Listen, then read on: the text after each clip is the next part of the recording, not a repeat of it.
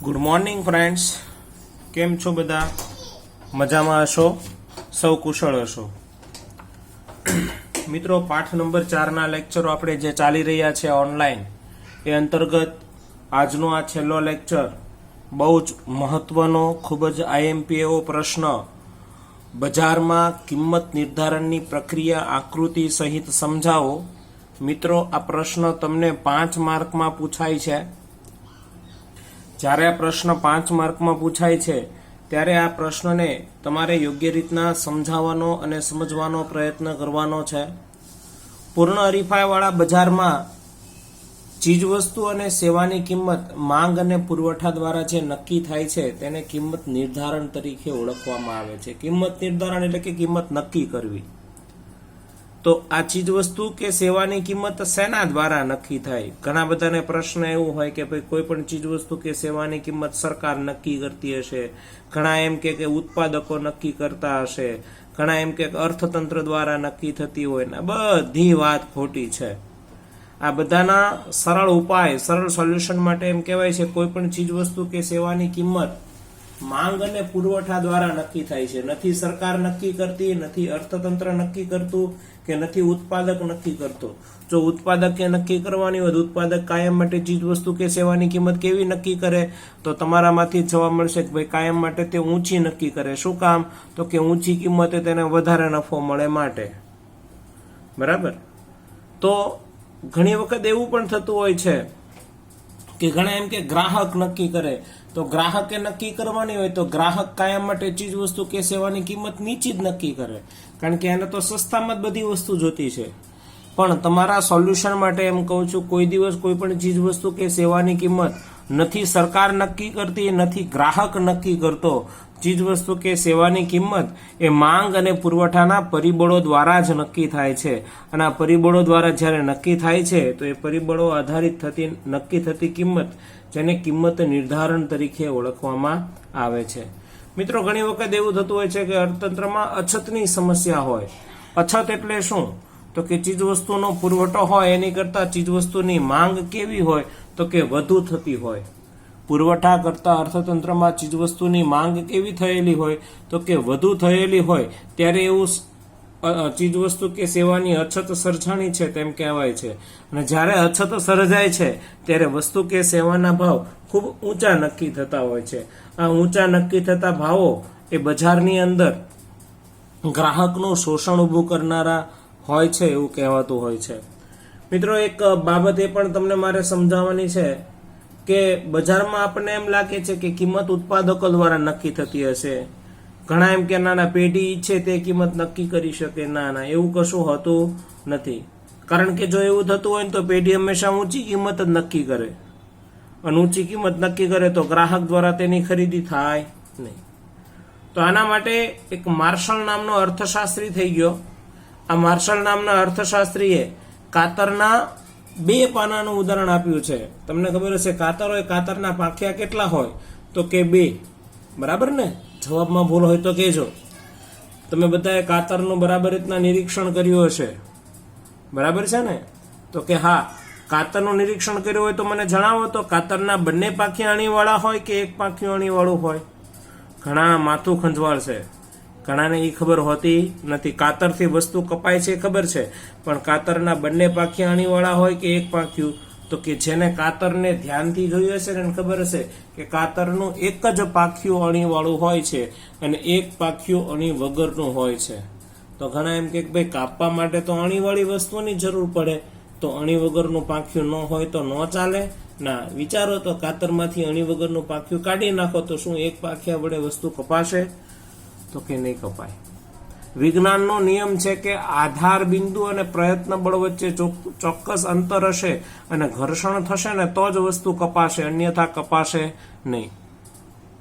કાતરની જેમ તમે જુઓ, કેરી કાપવાનો સૂડો હોય, સોપારી કાપવાનો સૂડો હોય. બરાબર? એમાં અણીવાળો એક જ ભાગ અણીવાળો છે અને નીચે સપોર્ટ માટે બીજો ભાગ છે. સપોર્ટ આપે છે ત્યારે અણીવાળા ભાગની મદદથી વસ્તુ કાપી શકાય છે.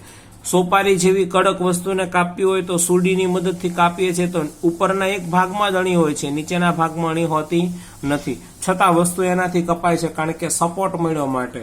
તો અહીંયા મિત્રો એ જ જોવાનું છે, કાતર દ્વારા વસ્તુ કાપવા માટે એક પાખ્યું અણીવાળું છે અને બીજું પાખ્યું અણી વગરનું છે. સપોર્ટ મળે છે તો વસ્તુ કપાશે, અન્યથા વસ્તુ કપાશે નહીં. તો જે અણીવાળું પાખ્યું છે તે માંગ છે અને અણી વગરનું પાખ્યું છે તે પુરવઠો છે. બંને એકબીજાને સપોર્ટ આપે છે ત્યારે કિંમત રૂપી કાતર આગળ ચાલી શકે છે અને એ કિંમત રૂપી કાતર દ્વારા ચીજ વસ્તુની કિંમત નક્કી થતી હોય છે. એટલે કે તેમાં કાતરના બંને પાખિયાનું ઉદાહરણ આ રીતના સમજાવવાનું પ્રયત્ન કર્યો છે કે ભાઈ કાતરનું ઉપલું પાખ્યું કે નીચલું પાખ્યું સ્વતંત્ર રહીને કામ કરી શકતું નથી, એને એકબીજાના આધારની જરૂર પડે છે. તેમ કોઈ પણ ચીજ વસ્તુની કિંમત ખાલી માંગ દ્વારા નક્કી થશે નહીં કે ખાલી પુરવઠા દ્વારા નક્કી થશે નહીં.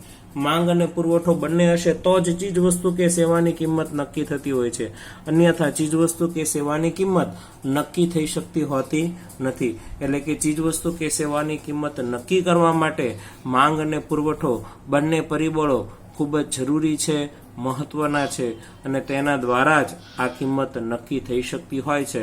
અન્યથા આવી કિંમતો નક્કી કરવાનું કામ ખૂબ જ મુશ્કેલ કે કઠિન રહેલું છે. તો તમે આ કાતરનું આ ઉદાહરણ યોગ્ય રીતના સમજ્યા હશો એવું માની લઉં છું. ટેક્સ્ટબુકની અંદર પણ આ ઉદાહરણ આપેલું છે. તમારી પાસે ટેક્સ્ટબુક હોય તો પેજ નંબર 43 ઉપર ઉપરના પેરેગ્રાફ ઉપર આ વસ્તુ સમજાવવાનો પ્રયત્ન કરેલો છે. હવે મિત્રો એક સમતુલા કોને કહેવાય તો એ કીધું છે કે અમુક કિંમતે બજારમાં કુલ માંગ અને કુલ પુરવઠો સરખો થાય ત્યારે તેને શેના તરીકે ઓળખવામાં આવે છે? સમતુલા. તો પહેલા આ વસ્તુને સમજવા માટે આપણે અનુસૂચિ બનાવવી પડશે. અનુસૂચિ પરથી આકૃતિ પછી એની નીચે શું લઈશું? સમજૂતી. તો ચાલો અનુસૂચિ બનાવવા માટે તમને એક બે પ્રશ્ન પૂછી લો. અર્થતંત્રમાં કિંમત અને માંગ વચ્ચે કેવો સંબંધ છે? તો તમારા દ્વારા જવાબ મળશે કે કિંમત અને માંગ વચ્ચે વ્યસ્ત સંબંધ છે અને કિંમત અને પુરવઠા વચ્ચે તો કે સીધો સંબંધ છે. બસ આ સંબંધના બેઝ ઉપર આપણે આકૃતિ અહીંયા બનાવવાની છે. બનાવીએ તો આપણને ખ્યાલ આવશે. ચલો મિત્રો, પહેલા કિંમત નક્કી કરી લઈએ. તમને જે સારી લાગે એ કિંમત તમે લઈ શકશો. સમજો કે તમારે લેવી છે 10, 20, 30, 40 અને 50. ચાલો તો સામે હવે શું દર્શાવી દો? માંગ દર્શાવી દો. જેમ જેમ ચીજ વસ્તુની કિંમત વધશે તેમ અર્થતંત્રમાં તેની માંગ શું થવાની છે? તો કે ઘટવાની છે. તો 10 રૂપિયાની કિંમતે સમજો કે કેટલા એકમની માંગ થઈ? 500 એકમની માંગ થઈ. 20 રૂપિયાની કિંમત વધી તો માંગ ઘટે છે. જેમ જેમ ચીજ વસ્તુની કિંમત વધતી જાય છે તેમ અર્થતંત્રમાં તેની માંગ ઘટતી જાય છે. અહીંયા માંગ ઘટતી ગઈ, જુઓ તમારી સમક્ષ આવી ગયું. હવે કિંમત અને પુરવઠા વચ્ચે સીધો સંબંધ છે. જેમ ચીજ વસ્તુની કિંમત ઓછી હશે તેમ પુરવઠો ઓછો, કિંમત જેમ વધશે તેમ પુરવઠો વધવાનો છે. સમજો કે 10 રૂપિયાની કિંમતે અર્થતંત્રમાં 100 એકમનો પુરવઠો, 20 રૂપિયાની કિંમતે 200 એકમનો, 30 રૂપિયાની કિંમતે 300 એકમ, 400 અને 500 એકમ. તો અહીંયા તમને જોવા મળશે કે 30 રૂપિયાની કિંમત છે. આ 30 રૂપિયાની કિંમતે અર્થતંત્રમાં કુલ માંગ અને કુલ પુરવઠો બંને કેવા થાય છે? સરખા થાય છે. માટે આ કેવી કિંમત કહેવાય? તો કે સમતુલાની કિંમત કહેવાય. ઉપર સમતુલા વિશેની સમજણ હવે તમને આવી ગઈ હશે કે અર્થતંત્રમાં જે કિંમતે કુલ માંગ અને કુલ પુરવઠો સરખો થાય છે તે સમતુલાની કિંમત છે તેવું કહેવામાં આવે છે. તો અનુસૂચિ ક્લિયર થઈ હશે. હવે અનુસૂચિના આધારે આપણે આકૃતિ બનાવવાનો પ્રયત્ન કરવાનો છે. હવે આ સમતુલા આમ નામ ક્યાં સુધી બની રહેશે? ઘણાને પ્રશ્ન એમ થાય. તો હું તમને એક સિમ્પલ સમજ આપું. તમે 1 થી 10 ધોરણ પૂર્ણ કર્યા મિત્રો, કાયમ માટે શું તમારો પહેલો નંબર આવતો હતો? કાયમ માટે દરેક પરીક્ષામાં એક સરખા જ ટકા આવતા હતા કે કોઈ વખત વધારો ઘટાડો થતો હતો? તો તમારા દ્વારા 100% જવાબ મળશે કે ના ના સર, એમાં વધારો ઘટાડો થતો હતો. ક્યારેક પરીક્ષા ઉપર પરીક્ષાની નજીકમાં નવરાત્રી હોય, નવરાત્રીના બહુ અમને રસ હોય, તમે નવરાત્રીમાં ધ્યાન વધારે આપ્યું હોય ને પરીક્ષામાં ધ્યાન ઓછું આપ્યું હોય તો નવરાત્રીની અસર પરીક્ષામાં દેખાય કે જેના કારણે ત્યાં પરીક્ષામાં માર્ક કેવા આવ્યા હોય? ઓછા આવ્યા હોય. સિમ્પલ વસ્તુ છે. અને જ્યારે વાર્ષિક પરીક્ષા હોય ત્યારે આવો કોઈ તહેવાર ન હોય, માટે ત્યારે માર્ક કેવા આવેલા હોય? વધારે આવેલા હોય. મતલબ કંઈક વિક્ષેપ પડે છે. માર્ક ઓછા આવ્યા ને તો એમાં વિક્ષેપ, નવરાત્રી નામની વસ્તુનો વિક્ષેપ પડ્યો, તકલીફ પડી, અંતરાય આવ્યો કે જેના કારણે તમને તમારી જે સ્થિતિ હતી તે સ્થિતિમાં ઘટાડો થયો. ફરી પાછું તમને ખબર પડી કે ના મહેનત તો કરવી પડશે, નહીંતર આપણો પહેલો નંબર જતો રહેશે. એટલે તમે મહેનત કરવાનું ચાલુ કર્યું એટલે ફરી પાછું તમે મૂળ સ્થિતિએ પહોંચી ગયા.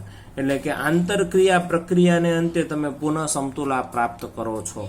પુનઃ સમતુલા પ્રાપ્ત કરવી એટલે કે મૂળ સ્થિતિએ પાછું પહોંચવું. જે તમારી સ્થિતિ હતી કાયમ માટે દરેક પરીક્ષામાં 90% લાવતા હતા, નવરાત્રી નામનો વિક્ષેપ પડ્યો, જેના કારણે તમારું પર્સન્ટેજ ઘટીને 81% થઈ ગયા. ઘરે થોડોક ખીજાવાનું આવ્યું કે જેના કારણે ફરી પછી તમે મહેનત કરી, તમને પણ અંદરથી લાગી આવ્યું એટલે તમે મહેનત વધારે કરી, તો આંતરક્રિયા પ્રક્રિયા થઈને ફરી પાછી પરીક્ષાની અંદર 90% પ્રાપ્ત કર્યા, એટલે કે પુનઃ સમતુલા પ્રાપ્ત કરી.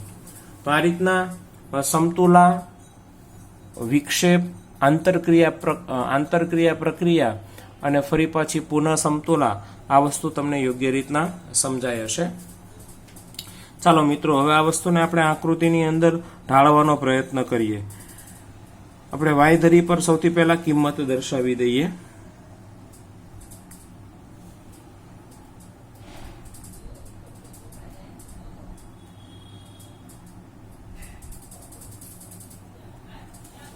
આ કિંમત 50 સુધી દર્શાવી દીધી. હવે એક્સ ધરી પર આપણે માંગ અને પુરવઠો દર્શાવવાનો છે.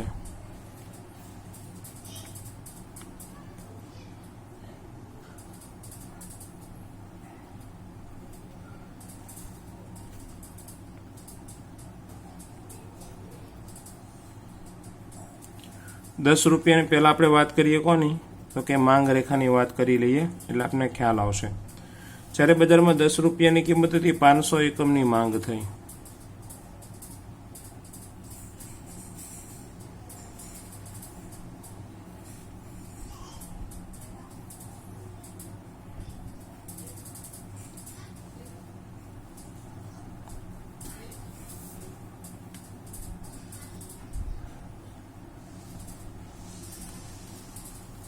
₹20ની કિંમતે 400 એકમની માંગ થઈ.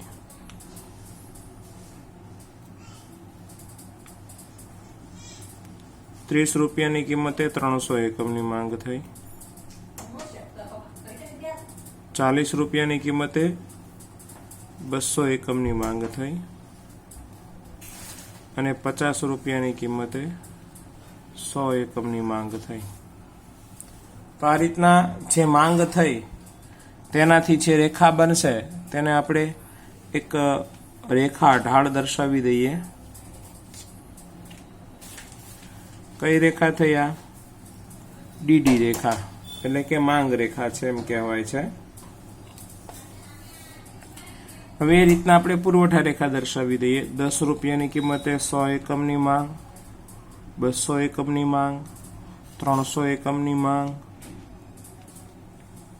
400 એકમની માંગ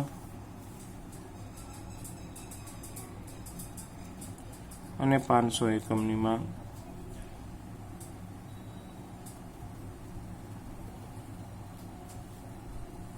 આ બની એસએસ રેખા. બંને એકબીજાને જ્યાં છેદે છે તેને ઈ બિંદુ દર્શાવવાનું છે.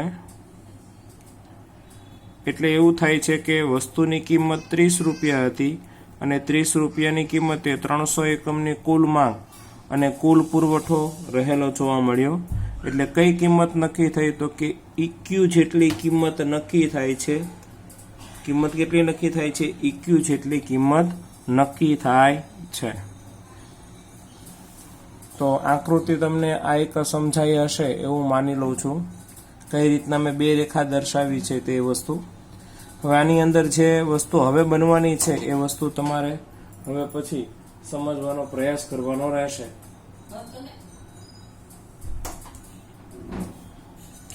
હવે આને આપણે સમજૂતી લઈએ.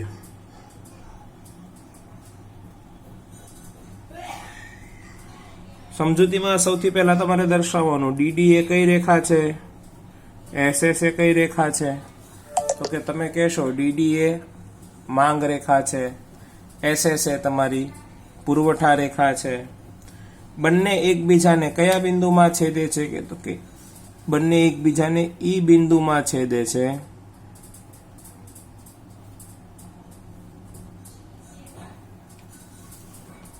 એટલે કઈ કિંમત નક્કી થશે? ઇક્યુ કિંમત. ઇક્યુ એટલે કેટલા રૂપિયા? 30 રૂપિયાની કિંમતે. અને કેટલા એકમ? પુરવઠો કેટલો આવશે? OQ જેટલો. O થી લઈ અને Q જેટલો.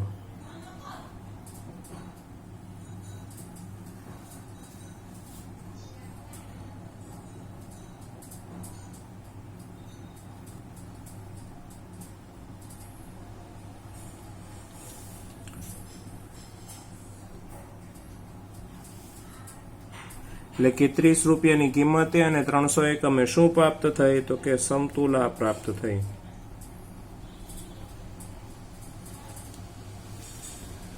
શું પ્રાપ્ત થઈ? સમતુલા પ્રાપ્ત થઈ. ફરીથી રિપીટ કરું છું સમજૂતી માટે. આકૃતિમાં ડીડી એ માંગ રેખા છે. પહેલા તો OX ધરીને OY ધરી પર દર્શાવો હોય તો દર્શાવી શકો. આકૃતિમાં OX ધરી પર કુલ માંગ અને કુલ પુરવઠો દર્શાવ્યો છે અને OY ધરી પર વસ્તુની કિંમત દર્શાવવામાં આવેલ છે. આકૃતિમાં ડીડી એ માંગ રેખા છે, SS એ પુરવઠા રેખા છે. બંને એકબીજાને E બિંદુમાં છેદે છે. E બિંદુ એટલે કે EQ એટલે કે રૂપિયા 30 રૂપિયા. કિંમત કેટલી નક્કી થઈ? 30 રૂપિયા. પુરવઠો કેટલો? OQ એકમો એટલે કે 300 એકમોએ 30 રૂપિયાની કિંમતે 300 એકમની બજારમાં માંગ છે અને 300 એકમનો બજારમાં પુરવઠો છે. એટલે ત્યાં શું પ્રાપ્ત થઈ? સમતુલા પ્રાપ્ત થઈ છે તેવું કહેવામાં આવે છે. હવે તમારે બે સંભાવના દર્શાવવાની છે. આ પહેલા કઈ કિંમત નક્કી થઈ? EQ કિંમત એટલે કે 30 રૂપિયાની કિંમત. હવે તમારે દર્શાવવાનું EQ કરતા કિંમત વધે.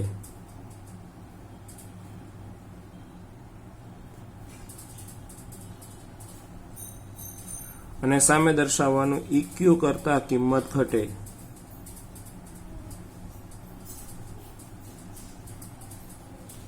એટલે કે 30 રૂપિયા કરતા વધે અને 30 રૂપિયા કરતા ઘટે. સમજવાનું છે, સમજો. કિંમત 30 રૂપિયા કરતા શું થાય? વધે તો શું થાય? અને 30 રૂપિયા કરતા ઘટે તો શું થાય? આ વસ્તુ સમજવાની છે. હવે 30 રૂપિયા કરતા કિંમત શું થાય? વધી. એટલે કે E થી વધીને ક્યાં સુધી થઈ? અહીંયા સુધી ગઈ. એટલે કે આ બંને વચ્ચે અહીંયા તો કોઈ માંગ રેખા છે નહીં. અહીંયા કોઈ બિંદુ છે પણ રેખા કાંઈ છે નહીં. રેખા નથી એટલે બંને વચ્ચે અંતર સર્જાણું. અને અંતર કેટલું સર્જાણું? તો કે AC જેટલું અંતર સર્જાણું. કેટલું અંતર સર્જાણું? AC. હવે અહીં આપણે સમજૂતી લખવાનું. EQ કરતા કિંમત વધે. 30 રૂપિયાથી વધીને કેટલા રૂપિયા થઈ? 40 રૂપિયા થઈ. કેટલા રૂપિયા થઈ? 40 રૂપિયા કિંમત થઈ. 40 રૂપિયા કિંમત થઈ તો 40 રૂપિયા માંગ ઘટીને કેટલી થઈ? 200 એકમ. અને પુરવઠો વધીને કેટલો થયો? 600 એકમ. 40 રૂપિયાએ માંગ ઘટી 200 એકમ થઈ. પુરવઠો વધી કેટલો થયો? 400 એકમ થયો. બંને વચ્ચે AC જેટલું અંતર સર્જાણું. બંને વચ્ચે કેટલું અંતર સર્જાણું? AC જેટલું. કિંમત વધી એટલે આવું થયું ને. જો સમતુલા પ્રાપ્ત કરવી હોય તો વધેલી કિંમત ફરી પાછી શું કરવી પડે? ઘટાડવી પડે. વધેલી કિંમત ફરી પાછી શું કરવી પડે? ઘટાડવી પડે. એટલે કિંમત ઘટવાનું વલણ જોવા મળે. કિંમત ઘટવાનું વલણ સર્જાય. કયું વલણ સર્જાય? તો કે કિંમત ઘટવાનું વલણ સર્જાય. એટલે કિંમત ઘટશે તો ફરી પાછી સમતુલા શું થશે? પ્રાપ્ત થશે. મિત્રો સમજો, ફરી પાછું બોલું છું કે EQ કરતા કિંમત વધે. હવે સમજો, કિંમત EQ કરતા શું થઈ? વધી એટલે આ પુરવઠા રેખા. પુરવઠો શું થયો? તો કે વધ્યો છે. ના માંગ રેખા છે. માંગ શું થઈ? ઘટી. એટલે જો કીધું કે ઇક્યુ કરતા કિંમત વધીને કેટલી થઈ 40 રૂપિયા થઈ, તો માંગ ઘટીને 200 એકમ થયો અને પુરવઠો વધીને 400 એકમ થયો. એટલે અને બંને વચ્ચે કેટલું અંતર સર્જાણું, તો કે 80 જેટલું અંતર સર્જાણું છે. અંતર સર્જાયું છે અને ફરી પાછું પ્રાપ્ત કરવું હોય તો શું કરવું જોઈએ, તો કે કિંમત ઘટવાનું વલણ સર્જાય છે. બરાબર. હવે એનાથી બીજો તબક્કો જોવાનો છે કે ઇક્યુ કરતા કિંમત ઘટે, ઘટીને 30 રૂપિયાથી ઘટીને કેટલા રૂપિયા થઈ, તો કે 20 રૂપિયા થઈ. હવે કિંમત ઘટી તો માંગ શું થશે, વધશે. તો કે માંગ વધીને કેટલા એકમ થઈ, 400 એકમ. અને પુરવઠો ઘટીને કેટલા એકમ થયો, 200 એકમ થયો. બંને વચ્ચે કેટલું અંતર સર્જાશે, તો કે બીડી જેટલું અંતર સર્જાશે.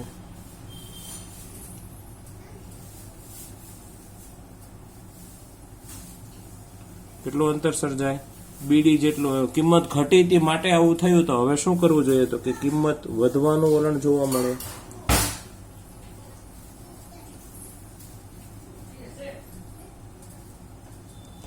કયું વલણ સર્જાય, તો કે કિંમત વધવાનું વલણ સર્જાય છે. સમજમાં આવ્યું? જે તકલીફ તમને પડે છે આ 3 વસ્તુમાં જ તકલીફ પડશે કે ક્યાં કિંમત ઘટે છે, ક્યાં કિંમત વધે છે, કઈ જગ્યાએ સમતુલા પ્રાપ્ત થાય છે, કઈ જગ્યાએ સમતુલા પ્રાપ્ત થતી નથી. આ વસ્તુ ખાસ સમજવાની છે. ફરી પાછું ઉપર છલ્લો તમને સમજાવવાનો પ્રયાસ કરું તો તમને આ વસ્તુ સમજાઈ જશે. મુખ્ય આ 3 મુદ્દા છે. મેં બાજુમાં લખ્યું છે પણ પ્રમાણે અલગથી દર્શાવવાના. આ 3 મુદ્દા જ મુખ્ય છે. કિંમત ઘટે તો શું, કિંમત વધે તો શું, અને સમતુલા કઈ રીતના પ્રાપ્ત થાય છે. એક વખત આકૃતિ અને અનુસૂચિને આધારે ફરીથી રિપીટ કરી દો તો તમને ખ્યાલ આવી જશે. કિંમત દર્શાવી છે 10, 20, 30, 40, 50. બાજુમાં માંગ અને એની બાજુમાં પુરવઠો. કિંમત અને માંગ વચ્ચે વ્યસ્ત સંબંધ છે. એટલે જેમ જેમ વસ્તુની કિંમત વધે છે તેમ તેની માંગ ઘટે છે. અને કિંમત અને પુરવઠા વચ્ચે સીધો સંબંધ છે. જેમ જેમ વસ્તુની કિંમત વધે છે તેમ તેના પુરવઠામાં પણ વધારો થાય છે. જ્યારે આવું બને છે ત્યારે બાજુમાં કંઈક આકૃતિ આવી કંઈક તમને મળે છે. આકૃતિ દોર્યા બાદ બંને રેખા એટલે કે માંગ રેખા અને પુરવઠા રેખા એકબીજાને જે બિંદુમાં છેદે છે ત્યાં બિંદુ ઈ નામ આપવાનું છે. એટલે જો સમજૂતીમાં સૌથી પહેલા કીધું OX ધરી અને OY ધરી. આકૃતિમાં OX ધરી પર કુલ માંગ અને કુલ પુરવઠો દર્શાવ્યો છે અને OY ધરી પર વસ્તુની કિંમત દર્શાવવામાં આવી છે. હવે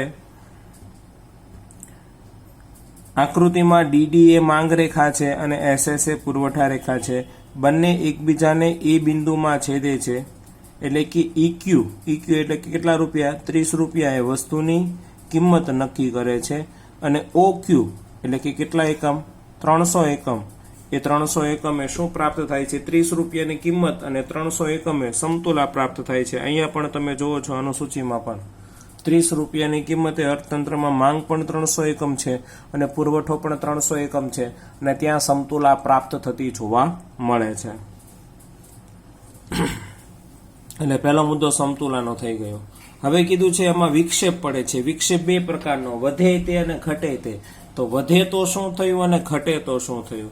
તો પહેલા આપણે વધાર્યું છે કે EQ કરતા કિંમત વધે તો શું અને EQ કરતા કિંમત ઘટે તો શું. તો EQ કરતા કિંમત વધી તો શું થયું, તો કે 30 રૂપિયાથી વધીને કેટલા રૂપિયા થઈ, 40 રૂપિયા થઈ. તો કિંમત વધીને 40 રૂપિયા થઈ એના કારણે માંગ શું થઈ, ઘટીને 200 એકમ, 300 એકમથી ઘટીને 200 એકમ થયો અને પુરવઠો 300 એકમથી વધીને 400 એકમ થયો.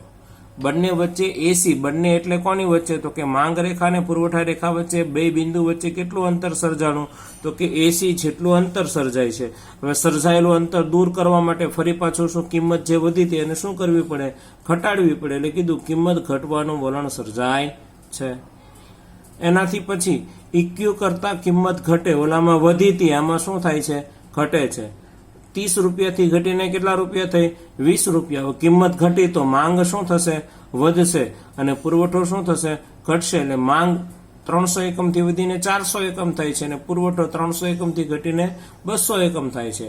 બંને વચ્ચે કેટલું અંતર સર્જાય છે? તો કે બીડી જેટલું અંતર સર્જાય છે. સર્જાયેલું અંતર ઘટાડવા માટે શું કરવું પડશે?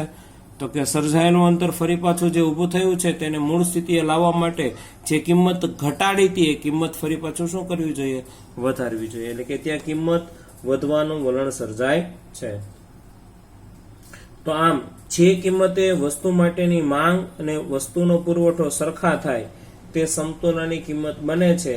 માંગ કે પુરવઠામાં જ્યાં સુધી ફેરફાર ન થાય ત્યાં સુધી એ કિંમત લાંબો સમય સુધી એમને એમ શું થાય છે? ટકી રહે છે. તો આ રીતના મિત્રો આપણો જે પ્રશ્ન હતો કે બજારમાં કિંમત નિર્ધારણની પ્રક્રિયા આકૃતિ સહિત સમજાવો, તો આ રીતના 5 માર્કમાં પ્રશ્નને તમે સમજાવી શકો છો. ટેક્સ્ટબુકમાં 1-2 વખત વાંચજો, આ વિડીયો 1-2 વખત જોજો, ન સમજાય તો પૂછજો, ડિફિકલ્ટી પણ સોલ્યુશન કરાવીશું. અને ખાસ પેન્સિલથી આકૃતિ બનાવી અને સમજવાનો પ્રયત્ન કરશો તો 100% આ વસ્તુ તમને સમજાશે. થોડા દિવસો જવા દેવા કરતા આજનું કામ આજે જ પૂર્ણ જો કરીશું તો 100% વસ્તુ તમને સહેલાઈથી સમજાઈ જશે. આભાર.